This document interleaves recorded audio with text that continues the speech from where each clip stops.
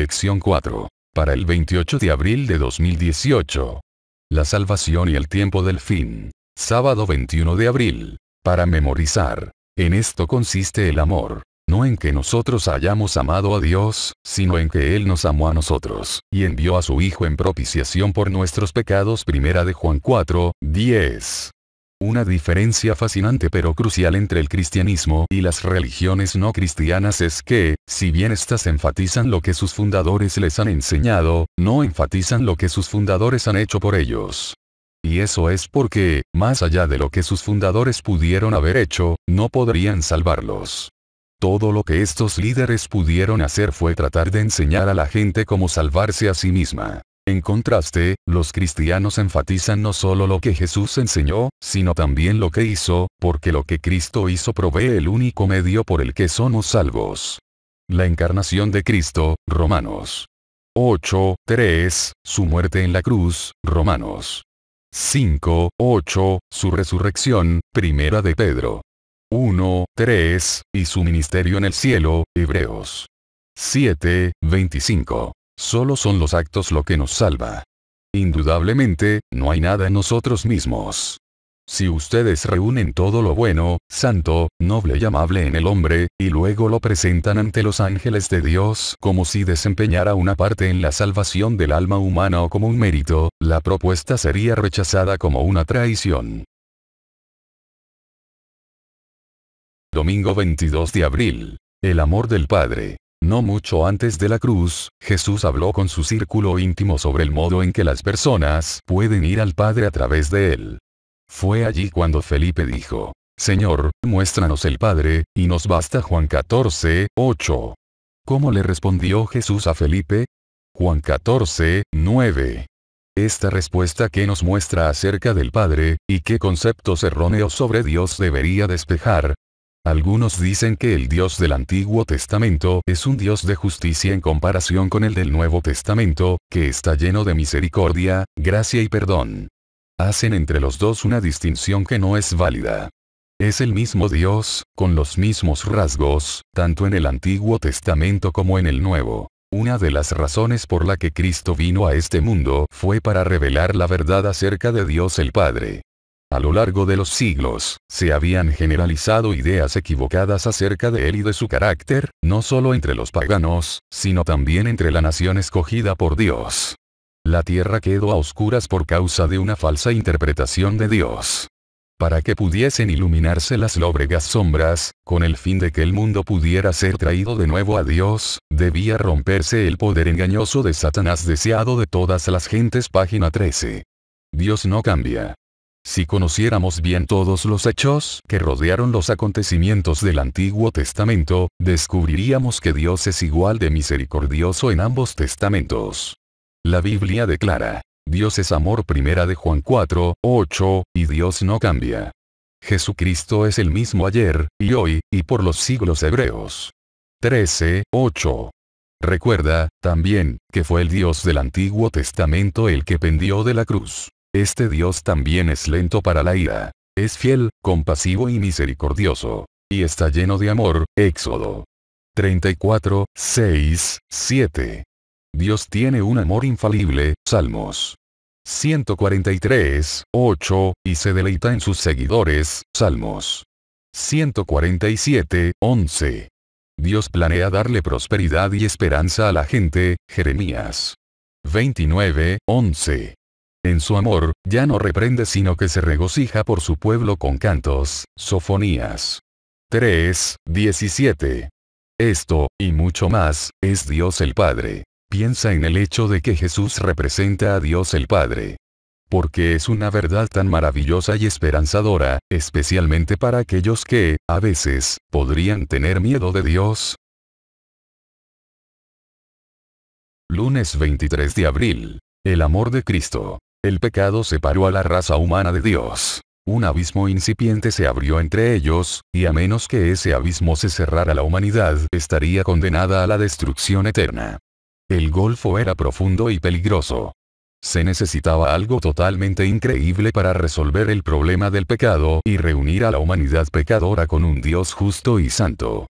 requería que alguien eterno como Dios mismo, alguien tan divino como Dios mismo, se convirtiese en un ser humano y, en esa humanidad, se ofreciese como sacrificio por nuestros pecados. Lee Juan 1, 1 al 3 y 14, y Filipenses 2, 5 al 8.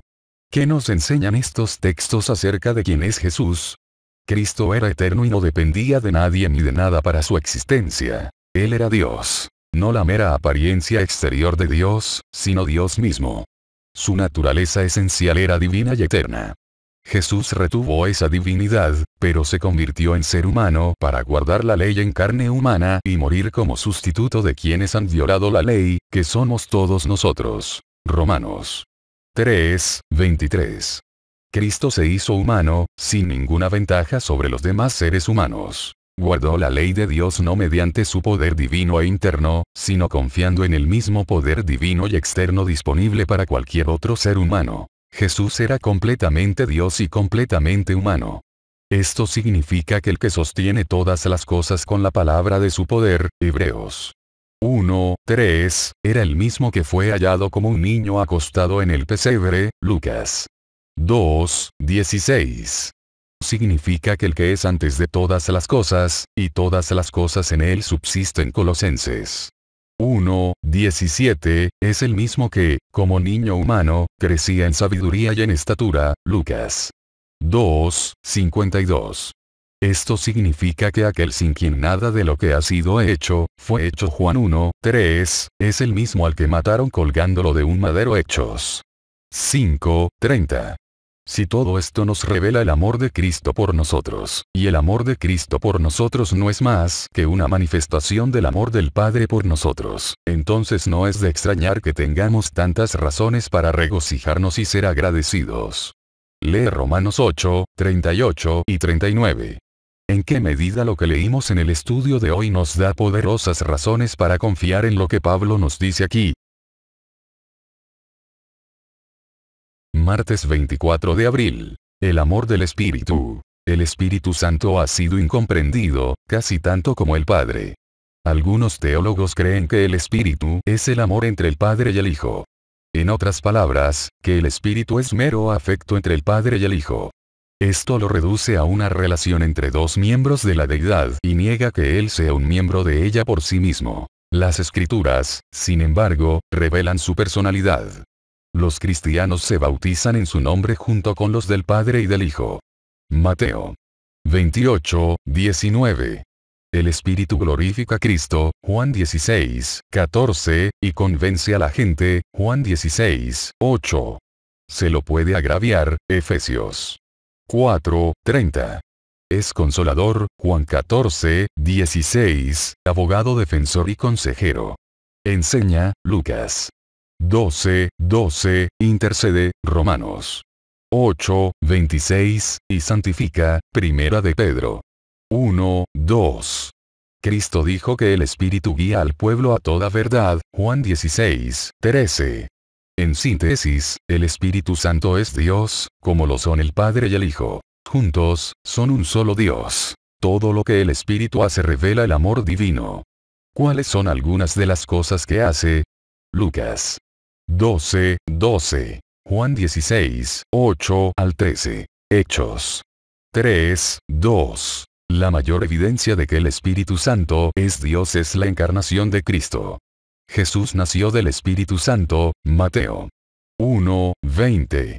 Solo Dios podía crear de ese modo. El Espíritu Santo pudo realizar dos milagros opuestos para Cristo. Primero, trajo al Cristo omnipresente al seno de María. El mismo Cristo que ascendió físicamente al cielo con cuerpo humano, confinado dentro de ese cuerpo.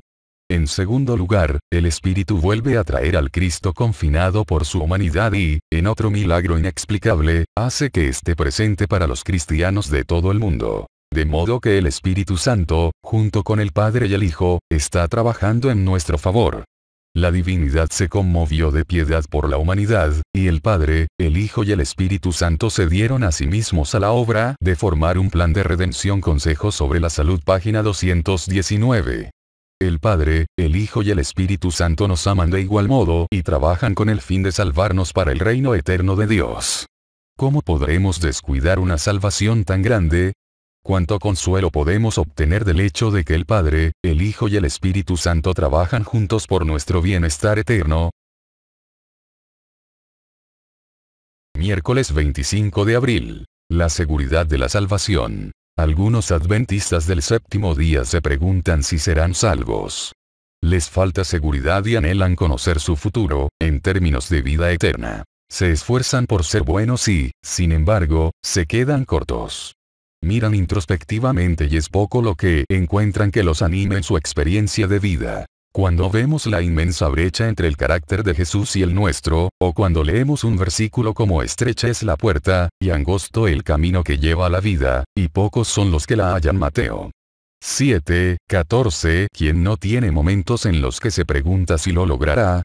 A fin de estar preparados para el tiempo del fin, debemos contar con la seguridad de la salvación en el presente. Debemos deleitarnos en la realidad de la salvación para enfrentar el futuro sin temor. Como hemos visto, toda la deidad trabaja para salvarnos y, por lo tanto, podemos y debemos vivir con la seguridad de nuestra salvación. Lee los siguientes versículos. ¿Qué esperanza y garantías extraemos de ellos con respecto a la salvación, y lo que Dios ha hecho por nosotros y lo que promete hacer? Salmos 91, 15, 16. Joel 2, 31, 32. Juan 10, 28. Romanos 10, 9 al 13. Primera de Juan 5, 11 al 13. Se nos llama, e incluso se nos ordena, llevar una vida santa, pero esta vida es el resultado de haber sido salvados por Cristo, no el medio para lograr esa salvación. Aunque debemos ser fieles, incluso hasta la muerte, siempre debemos depender del don divino como nuestra única esperanza de salvación. El pueblo de Dios será hallado fiel y obediente en los últimos días, una fidelidad y una obediencia que surgen de la seguridad de lo que Cristo ha hecho por él. Jueves 26 de abril. El Evangelio Eterno. Lee Apocalipsis 14, 6 y 7. ¿Qué es el Evangelio Eterno? Al Evangelio se lo denomina eterno. Esta es otra evidencia de que Dios no cambia. Un Dios inmutable tiene un Evangelio inmutable. Este Evangelio eterno les da seguridad a todos los que estén dispuestos a aceptarlo. El Evangelio revela el amor inmutable de Dios, y es este mensaje el que necesita llegar al mundo. Todos deben tener una oportunidad para escucharlo y necesitan hacerlo, por lo que Dios ha llamado a su pueblo a difundirlo. Según nos escogió en él antes de la fundación del mundo, para que seamos santos y sin mancha delante de él, en amor habiéndonos predestinado para ser adoptados hijos suyos por medio de Jesucristo, según el puro afecto de su voluntad. Efesios 1, 4, 5. ¿Qué nos dice esto acerca de cuán eterno es el Evangelio? Escogidos en él antes de la fundación del mundo. Hablando de Evangelio eterno. Incluso antes de la creación de este mundo, el plan de Dios era que tuviéramos salvación en él. Reflexiona en algunas de estas palabras. Escogido, predestinado, puro afecto, adopción. En estos dos versículos, observa el énfasis del deseo de Dios de que tengamos vida eterna en él. Y el hecho de que Dios haya hecho todo esto en la eternidad pasada, ver además Segunda de Tesalonicenses 2, 13. Segunda de Timoteo 1, 9, apunta claramente a su gracia, al mostrar que nuestra salvación no proviene de algo que podamos hacer ni de ningún mérito que tengamos como criaturas, sino como un acto que surge enteramente del propio carácter amante de Dios. ¿De qué modo podría la salvación provenir de algo que pudiésemos hacer, si fuimos escogidos para ser salvos en él incluso antes de existir? Está en nosotros elegir si la aceptamos o la rechazamos. ¿Y cómo se manifiesta esta decisión en la vida de los escogidos? Siendo santos y sin mancha delante de él, en amor. Efesios 1, 4. Para esto también fuimos escogidos. Somos llamados a difundir el Evangelio eterno al mundo como parte del mensaje del tiempo del fin antes del regreso de Cristo. ¿Por qué debemos conocer y experimentar la realidad del Evangelio eterno en nuestra vida antes de poder compartirla con los demás? Viernes 27 de abril. Para estudiar y meditar. Podemos tener seguridad de la salvación, pero no debemos ser presuntuosos al respecto. ¿Existe tal cosa como una falsa seguridad de salvación? Por supuesto que sí. Y Jesús lo advirtió al decir, no todo el que me dice, Señor, Señor, entrará en el reino de los cielos, sino el que hace la voluntad de mi Padre que está en los cielos. Muchos me dirán en aquel día, Señor, Señor, no profetizamos en tu nombre, y en tu nombre echamos fuera demonios, y en tu nombre hicimos muchos milagros. Y entonces les declararé, nunca os conocí. Apartaos de mí, hacedores de maldad. Mateo 7, 21 al 23. Esta gente cometió dos errores fatales. Primero, a pesar de las grandes cosas que había hecho en nombre del Señor, no hizo la voluntad del Señor, que era obedecer su ley. Jesús no dijo, apartaos de mí ustedes que no están sin pecado o que no están sin culpa o que no son perfectos. Al contrario, los describió como hacedores de maldad, una traducción de anomian, o sin ley. En segundo lugar, observa su énfasis en sí mismos y en lo que han logrado. No hicimos esto en tu nombre. O no hicimos aquello en tu nombre. O no hicimos esto otro, y todo en tu nombre también. Por favor. ¿Cuán lejos de Cristo deben de estar para llamar la atención sobre sus propias obras en un intento por justificarse delante de Dios? Las únicas obras que nos salvarán son las de Cristo, que nos son acreditadas por la fe. Aquí está nuestra seguridad, no en nosotros mismos ni en nuestras obras, sino solo en lo que Cristo ha hecho por nosotros. ¿Quieres seguridad? Descansa solo en los méritos de la justicia de Cristo, y tendrás toda la seguridad que necesitas. Preguntas para dialogar. 1. Al parecer, Martín Lutero dijo, cuando me fijo en mí, no sé cómo puedo ser salvo. Cuando miro a Jesús, no sé cómo puedo perderme. Qué gran acierto encontramos en estas palabras. Porque es una buena idea conservar esta actitud siempre delante de nosotros. 2. Reflexiona en esta idea de que hemos sido escogidos para la salvación incluso antes de la fundación del mundo. Porque esto no significa que todos serán salvos. Si la gente no se salva, será porque Dios no la escogió por las decisiones que tomó. Analiza esta pregunta en clase. 3. La realidad del panorama del gran conflicto como nos ayuda a afrontar la realidad del mal incluso en un mundo al que el Padre, el Hijo y el Espíritu Santo aman.